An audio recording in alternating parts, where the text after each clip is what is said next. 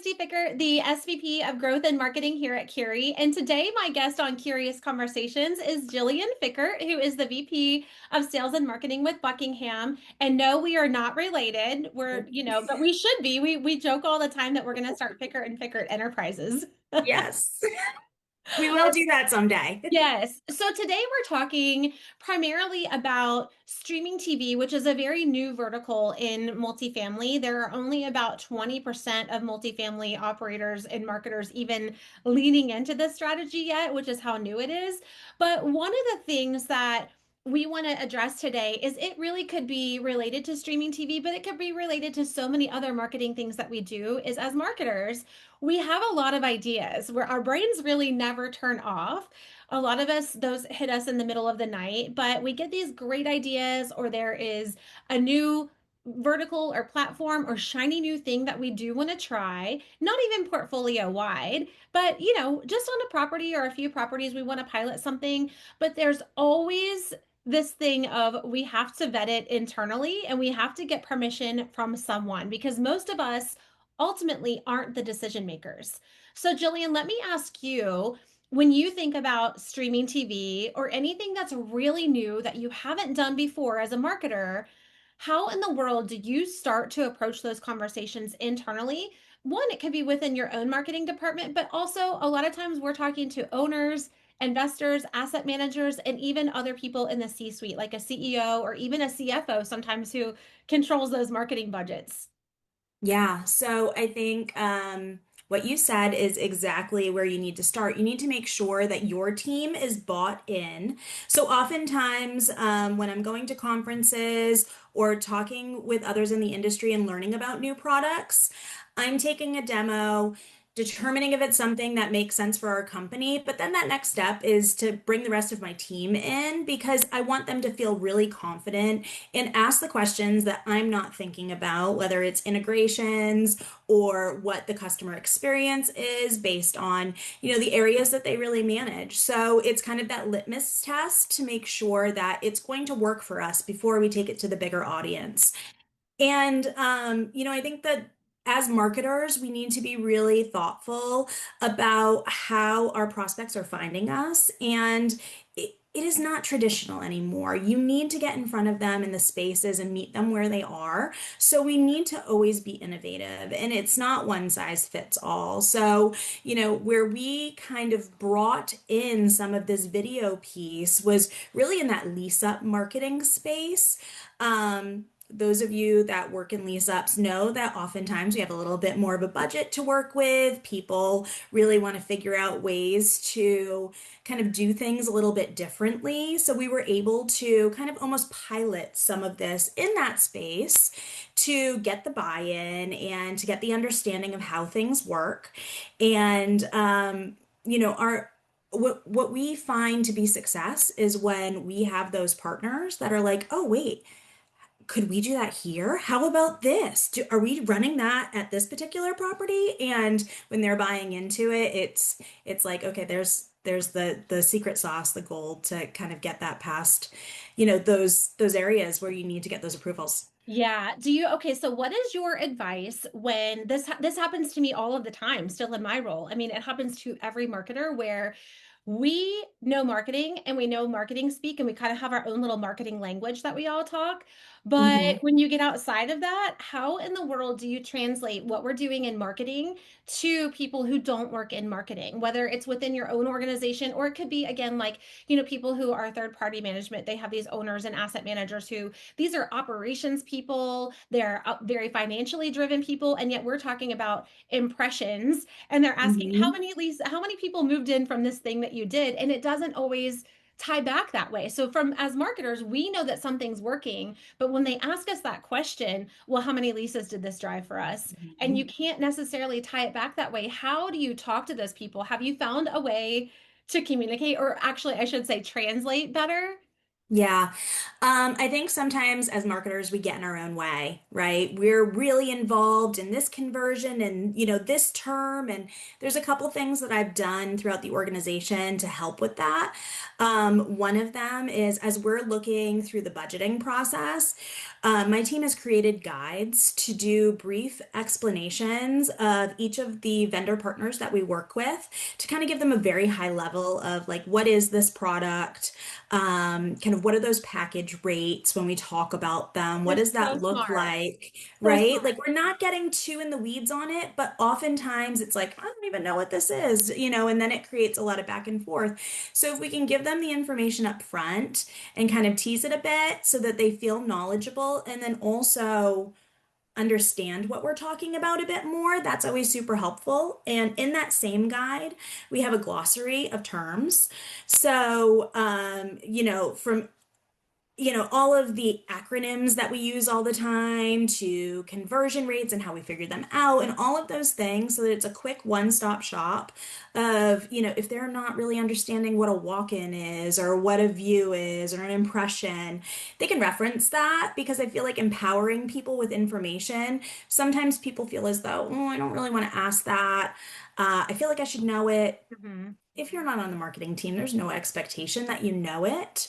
But I feel like that is really accelerated a lot of our conversations because it kind of takes those first initial, You're conversations that educating. you need to have, yeah, to get Yes, there, it's right? Right? education that needs to happen. So Yeah. many times, and I learned this really early on in my marketing career when I was a newer marketing director and trying to report to a CEO about what was happening with a lease up, for example. Yeah. I was being really general in the information I was giving Mhm. them. Well, hey, tours are down a little this week, so we're going to go do this new thing and it's going to cost X amount of dollars. And he really taught me how to be specific and Yeah. not generalize. And he said, Hmm. now if you would have said tours are down 20% month over month, and so you need to allocate a different part of your budget, or you're going to bump up to a higher package on this thing that you're already doing, you're going to bump your package up 10% spend, but you anticipate getting X number of tours from this based on the numbers that you already are seeing.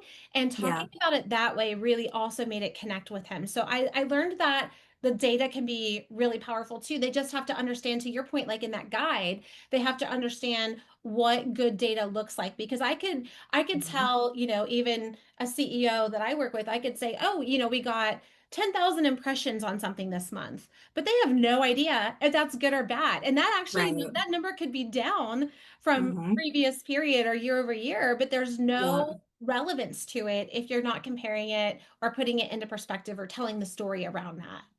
Yeah, absolutely. And I think it's also really important when you're trying new things for there to be an understanding of is this very top of funnel or are we going to see a conversion directly related to it? And as we know, if we're meeting people where they are and they're seeing a streaming video because they're watching, a streaming service with their child or their partner at night, they might not be taking action and clicking through and finding out more information. They might be sitting there and saying, oh, okay, let me Google that. And they're getting to your website in a different way. But that impression still didn't waver, right? Like they saw it there, they took action on it, but you might not have the attribution there always in those situations.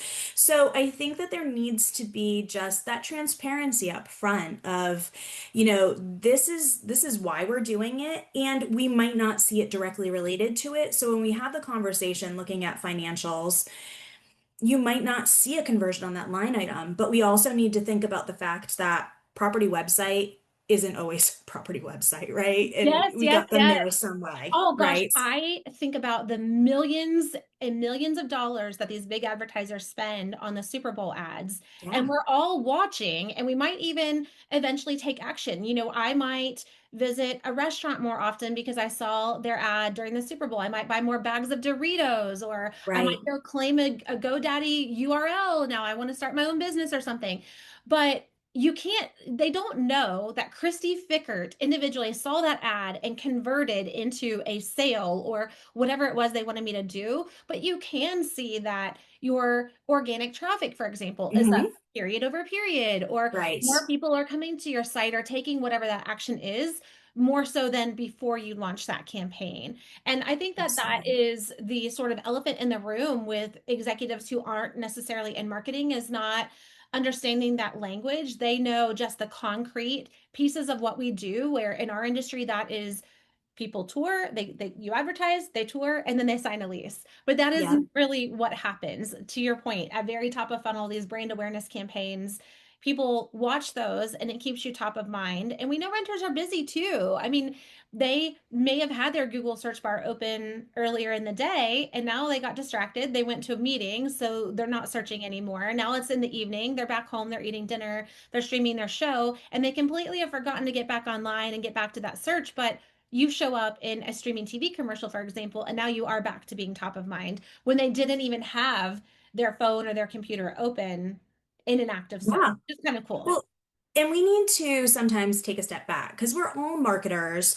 even others in multifamily. We're thinking about things in a different way and kind of putting our mindset first. But that prospect, they're like, oh, wow, I saw this ad like 5 times. This must be a really great place. No, we're retargeting you and we're making sure we're showing up in those places. And it's very intentional, but they don't sometimes understand that marketing process. So I think it's just a different way to get in front of people and present them with the information at every shot along the way. Yes, and in my opinion too, that the television is one of the places, the very few, maybe the only place we have left where we get the renters' undivided attention. Because when they Hmm. are scrolling on Google, they're distracted, they're getting notifications. When they're on their phone, they're constantly getting notifications from different apps and emails and calendars and all of the things. When they're scrolling an ILS listing, they're seeing you, but they're also seeing 12 other competitors who are also saying that they have luxury finishes. It's very hard to stand out. But on that television screen, there is no scrolling, and they usually aren't on their phone scrolling that too. They are on watching a show. They're binging their favorite show that Hmm. they were going to watch one episode, and really then it ends up being three or four or five, by the Right. time they're done with it. So Yeah. it's a really neat place to grab their attention. Yeah, and it's a place where we really didn't have the budgets previously in the traditional sense of being able to be in that space before streaming, right? Like you wouldn't see a apartment community have a TV ad, right? Like even on just a local station. That wasn't really something where we focused. But now we can be in those spaces because it's been made attainable with products like this. Doesn't it feel like we like put our big girl pants on and now we're doing big girl marketing? Like, I Right? always say that. It just feels like big girl marketing. Now we get to do the same things that these big brands are doing. And it just feels so cool as a marketer because in multifamily, we've just been so traditional and we're Yeah. limited with budgets. And sometimes as a marketer, when I look at other industries and their marketing teams, I always kind of felt lesser than, or like I wasn't as good as these other marketers for big brands. And now I feel like, gosh, we're kind of in the cool kids club now. Yeah, we also have to think about it from the point of view that we're not selling Doritos or a pen or whatever that you can just pick up, or you might pick up multiple times a week, multiple times a year. We're selling a choice that they're making maybe every 12 months, 14 months based on lease terms, or maybe they're staying there for a longer period of time, which is what we hope, right? But, it's much it's very comparable to a car, right? Like not everybody's purchasing a car every year. If they're leasing, maybe they're making that change more often, but we need to kind of think about like what are our expectations for some advertising like this because you're not going to see that conversion and that return like you would if it was an everyday product. This is a big life decision. Yeah, exactly. I so agree with you there. Well, this has been great. Thank you for all of the Yeah. feedback and ideas. The goal with Kurious Conversations is always to just help other marketers feel smarter, to level up. And I love that we touched on how to vet your ideas internally, Yeah. because so many of us struggle with that, or maybe we're really familiar with a concept or something that we've been doing. And so we feel comfortable and confident in how to vet that. But with something new, we're learning it too, and yet we have to also vet and sell those ideas up the chain. So thank you so much for being a part of this. I appreciate you so very much. Yes, thank you for having me. I appreciate it.